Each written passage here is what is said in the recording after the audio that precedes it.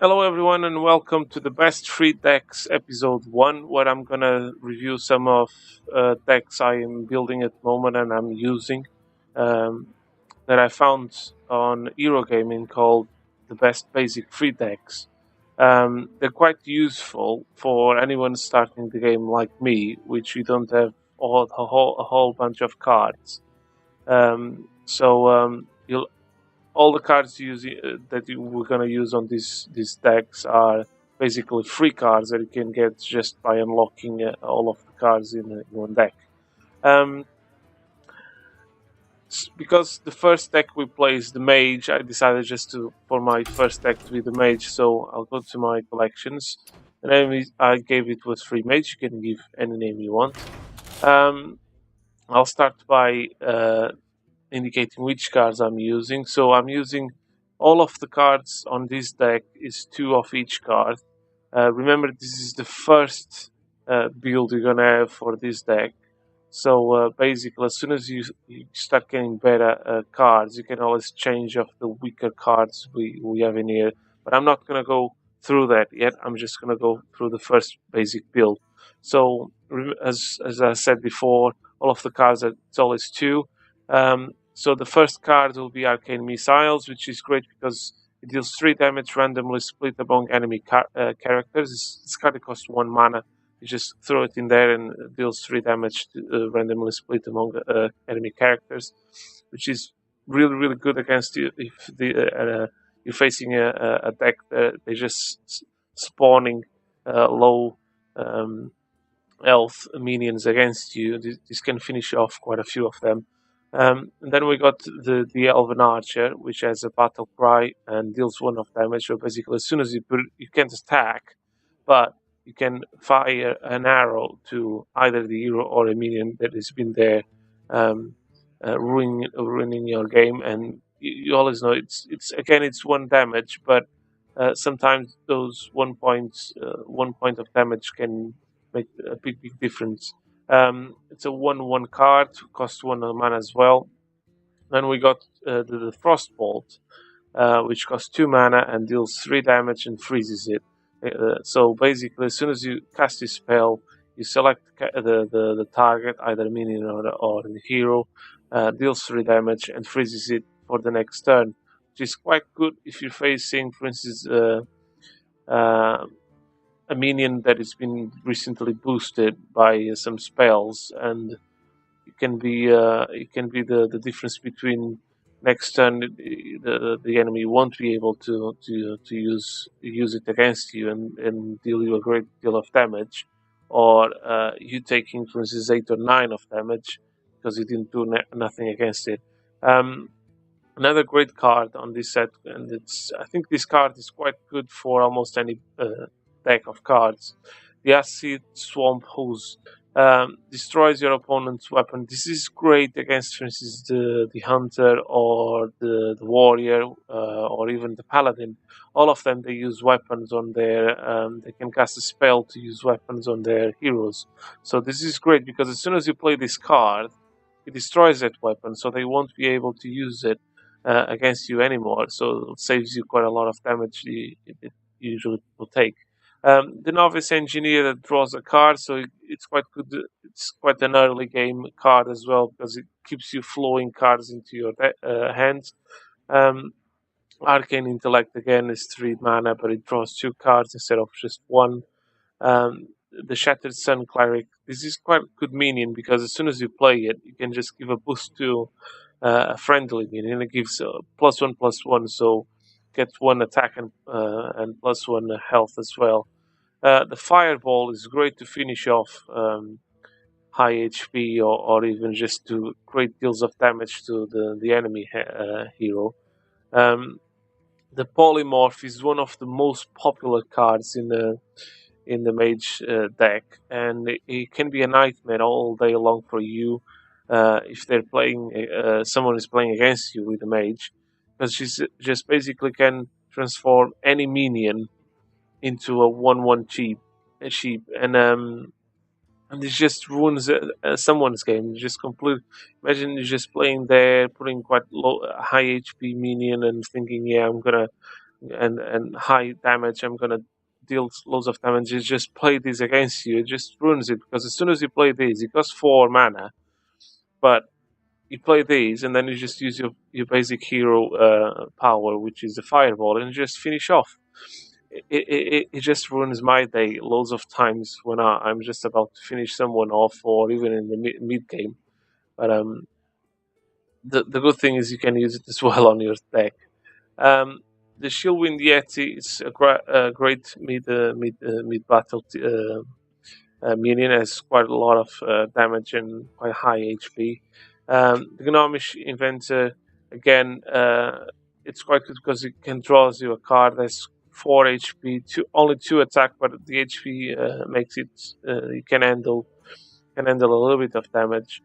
The Water Elemental is quite good because it freezes any character damaged by this minion. So if they attack this minion, because he has, say, 6 HP, it freezes it next turn. And if you attack with it, it freezes the minion or the hero as well. So it's quite good because every time it takes damage, or every time he attacks, it freezes it. So next is the Gurubashi Berserker, loads of HP and quite low attack, but as soon as you start getting damaged, it gains a lot of attack as well, so it's quite good. Um, the Boulder Fist Ogre it's one of this card I usually tended to play it as soon as I can when I get to turn 6, if it's safe to play it. Because it's when you actually start dealing a lot of damage to your enemy's hero. Um, you can change it later for a different card, but we'll talk about that later on. And for last, 2 of the Flame Strike. This card, it's quite expensive, but it deals 4 damage to all minions. Basically, you can finish off a row of enemies in one strike. It's quite good to save you from that tricky situation, and you don't have the control of the board. Your opponent has loads of minions, and you can just completely destroy all of them in just one card. Um, as we all know, the Mage is the first one we get. That's why I'm talking about today. This deck, and some popular cards on the Mage deck is like I said before, the Polymorph, the Flame Strike, the Fireball, and the Water Elemental. These are quite the most popular cards, and usually everyone uses it, if not one of the most 4 of the most important cards on this deck. Um, this deck, the Mage has 6 secret cards.